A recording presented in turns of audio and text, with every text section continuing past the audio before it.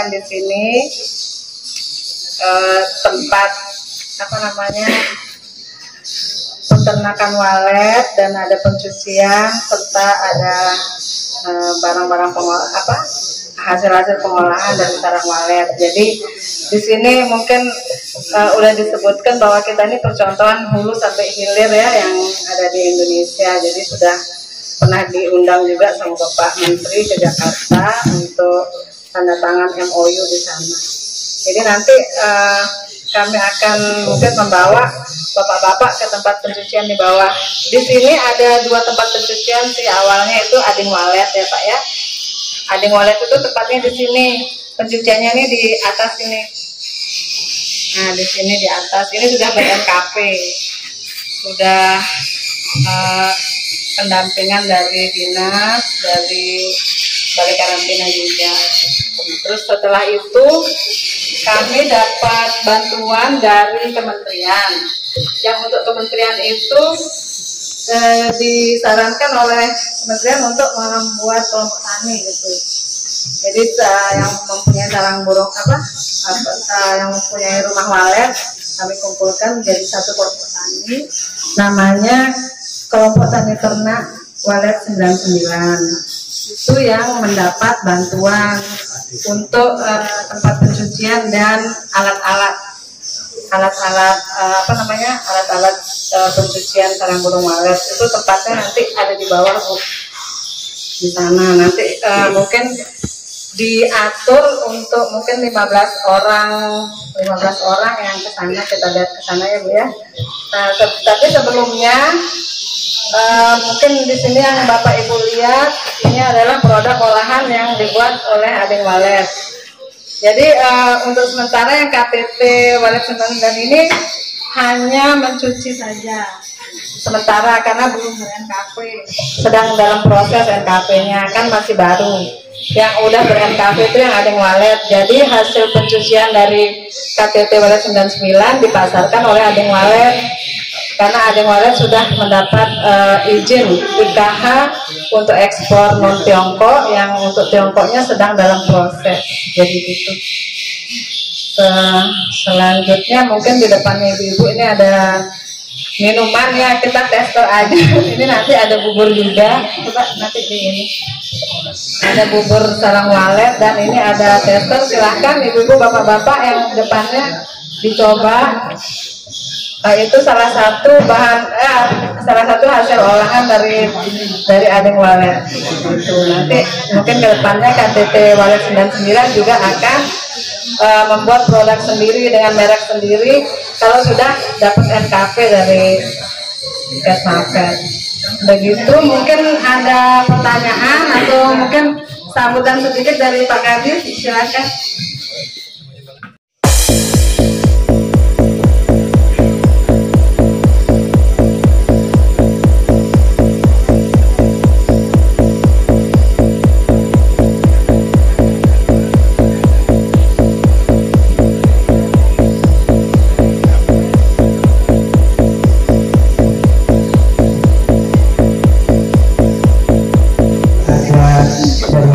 Peternakan Kesehatan Provinsi, kemudian ada yang mengurusi peternakan di kabupaten kota, ada dari Pasteur, ada dari Berau dan juga ada dari Samarinda.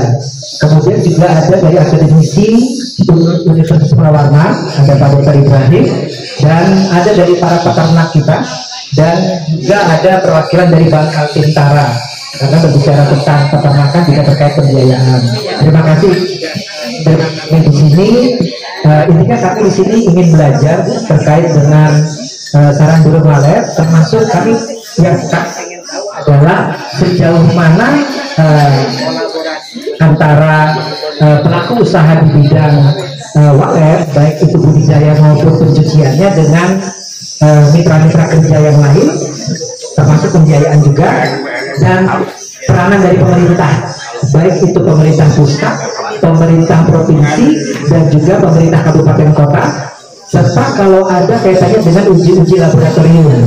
Nah, Nah, kami perlu informasi terkait dengan hal itu, sehingga yang tadi disampaikan bahwa kegiatan ini dari hulu produksi sampai hilir itu bisa kami terapkan sebaik mungkin di tempat kami, karena kami juga punya potensi seperti di sini, cuma kolaborasi kita belum jalan, kehadiran pemerintah juga belum dapat dirasakan oleh usaha sarang burung walet.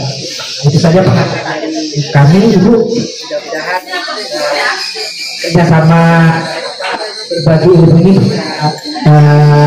dapat kami sampaikan. Baik, terima kasih. Wassalamualaikum warahmatullahi wabarakatuh. Dari provinsi dulu awalnya. Nah, setelah itu dapat binaan dari provinsi, akhirnya kita berbenah kan. Awalnya itu masih sederhana pencuciannya Pak, berbenah supaya sesuai dengan SOP. Kalau sudah sesuai dengan SOP, nanti NKP-nya bisa keluar. NKP kan juga datang dari Kesmafet, dari Balai Karantina, semua membimbing kami dalam hal itu. Jadi akhirnya NKP-nya dapat kita terima, kita dapat izin gitu dengan berupa NKP itu. Nah, terus selain itu juga kita dengan dinas perdagangan, kita selalu dapat undangan untuk misalnya seperti mereka kan sedang menggalakkan untuk ekspor ya. Nah, jadi kalau ada kegiatan lelang-lelang itu kami juga diundang. Jadi produk kami kan diundang untuk mungkin produk kami bisa nanti dipasarkan di luar gitu dengan. Kalau perindustrian juga, nah kalau perindustriannya itu mereka datang mendorong kami untuk membuat ini produk-produk olahan itu. Terus kerjasamanya dengan BPOM juga, mereka datang ke sini membimbing kami bagaimana membuat produk-produk ini nanti lolos di di BPOM. Nah, kemarin mereka sudah ke sini, jadi apa kendalanya terus mereka datang ke itu. Terkala mereka datang untuk menanyakan apa kendalanya nih supaya keluar izin halal segala macam yang seperti itulah. Ya, lalu untuk yang paling penting itu sebetulnya SOP rumah pencucian itu yang paling penting, sampai makanya adik walet satu-satunya yang di sini mendapat izin, mendapat NKP, karena kalau di sini banyak juga sih di NTB ini yang punya rumah pencucian banyak NKP dosa. Iya, karena mereka belum lolos di SOP alur masuk alur keluar untuk itu kan yang menjadi syarat itu kan alur masuk orang, alur masuk barang itu nggak boleh bolak-balik. Ya, mungkin dari Kesmafet sudah mengerti itu ya. Itu boleh mereka cuci di kami, boleh jual di kami juga boleh. Nanti kan kalau harga di kita mungkin lebih bagus lah daripada penghijau. Nah, makanya sekarang ada kelompok tani, itulah gunanya Pak. Kelompok tani ada beberapa orang sudah bergabung kan sama kita. Nah, kami ini berharap tidak hanya di sekitar sini aja. Sudah pernah saya ada kerjasama dengan Sumbawa, di Sumbawa itu di itu sudah ada sih, sudah coba kerjasama. Jadi mereka bawa barangnya ke sini untuk dicuci. Jadi itu yang kerjasamanya. Terus mengenai pembangunan sarang burung itu, jadi yang di tempat kami ini boleh orang lain yang membangun di situ Pak. Jadi kita buka kayak semacam kaplingan gitu. Iya boleh. Itu sudah sekarang sudah ada SHM-nya masing-masing udah dipisah. Nah, jadi nanti satu slot istilahnya itu dia luasnya dua are. Ya. Nah, itu dibangun tiga lantai. Lantai yang bawah memang kita kondisikan untuk seperti tempat tinggal atau tempat istirahat. Tapi itu kalau yang bawah tergantung yang punya, nanti mungkin mau dibuat gudang atau apa terserah. Tapi yang lantai 2, lantai 3 itu untuk burungnya. Pengalaman itu lebih bagus itu apakah semua terisi? Alhamdulillah. Jadi memang kan burung walet ini mencari tempat untuk dia bersarang Pak. Nah itu kita menyediakan mereka insya Allah masuk buat sarang itu. Yang satu yang udah jadi itu sudah berapa kali panen. Yang ada yang satu sudah jadi kan, yang lain kan masih sedang progres pembangunan. Itu Pak, jadi ya.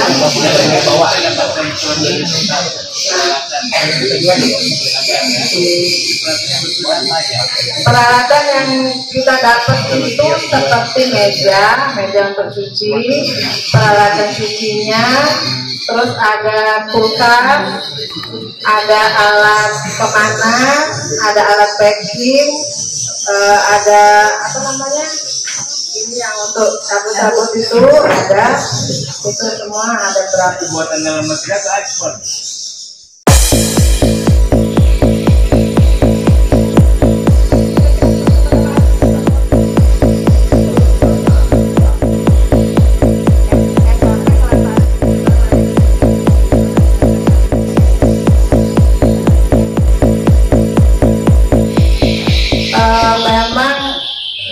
Bukan migrasi sih Pak, tapi mereka banyak apa sih namanya yang melontokkan bulu itu ya Pak. Nah itu, jadi memang ada penurunan sedikit untuk panennya kemarin. Yang harusnya kita panen 3 bulan atau 2 bulan itu kemarin agak panjang, jadi 4 bulan kemarin itu, dan sarang burungnya tuh agak kecil-kecil gitu. Nah, kalau untuk mempertahankan memang kami di sini ada timnya Pak yang untuk itu. Ada timnya yang apa namanya yang rutin itu memelihara rumah walet, jadi dilihat airnya, dilihat hamanya yang seperti itu. Itu sih apa namanya jalan keluar yang kita ambil sama kemarin musim panas itu, tambah air di dalam gitu. Itu ada lagi mungkin.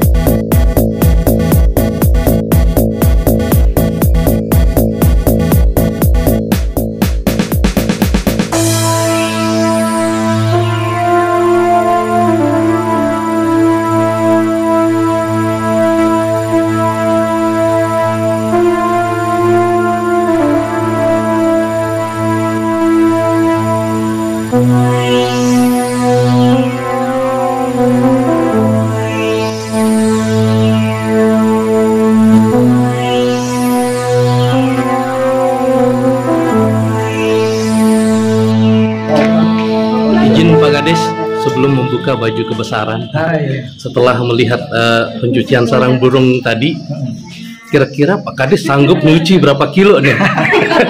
Jangan ditanya berapa kilo dulu, tapi apakah kami sanggup menindaklanjutinya? Itu dia. Ya, di tempat kami terutama mengajak para pelaku usaha walet itu untuk paling tidak bisa kita berbagi data, ya. Kemudian artinya ada transparansi terkait dengan data dan termasuk bagaimana kita sama-sama membangun sarang burung walet ini saling menguntungkan. Jadi para pelaku usaha tetap untung, ya, tidak terbebani dengan kehadiran pemerintah, dan pemerintah pun mendapatkan manfaat juga dari ketika pemerintah mencoba menerapkan kebijakan di daerahnya untuk sarang burung walet. Nah, ini yang belum ketemu di tempat kami.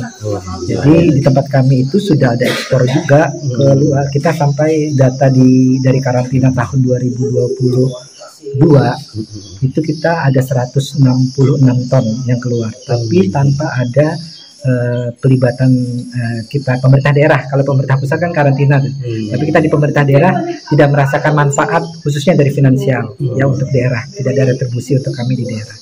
Nah itu yang sebetulnya kami ingin coba pelajari, karena tidak lucu juga kalau pemerintah mau intervensi tapi tidak paham apapun tentang budidaya walet beserta pencuciannya. Jadi dari hulu sampai dengan hilirnya kami harus paham, dan kami tidak malu untuk belajar ya. Dan sekarang kami belajar karena dengan belajar ini maka kami bisa tahu ya, termasuk sejauh mana sebetulnya kegiatan ini memang banyak melibatkan pihak ya. Jadi tidak semata-mata pemerintah kemudian membuat aturan di daerah untuk mencari keuntungan yang memang sering disampaikan itu untuk daerah juga sebetulnya. Jadi baik, makasih banyak Pak Kadis. Dari mana kita? Dari media sini Pak, media lokal sini. Di sini udah lebih maju soalnya peranan pemerintah daerahnya. Iya. Di daerah kan. Siap. Semoga bisa sukses di sana juga waletnya Pak Kadis. Kita nggak akan lupa dengan sini. Kalau kami bisa memaksimalkan budidaya walet di Kaltim beserta pencuciannya, bahkan nanti bisa meningkatkan PAD kami nggak akan lupa dengan siap. dengan apa CV Ading walet. Ya. Makasih banyak. Ya, kita akan tercatat, terdokumentasikan. Siap.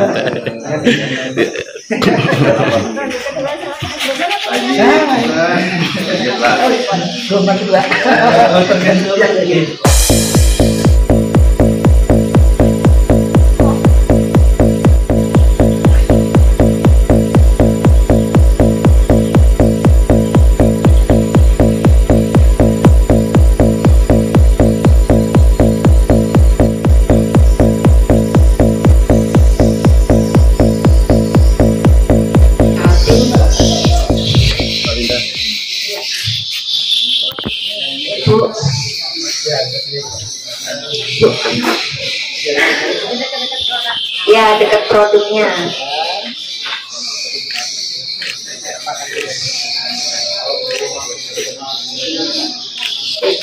Satu, dua, tiga. Ya, ada dari perusahaan ya Bu ya. Satu, dua, tiga. Oke,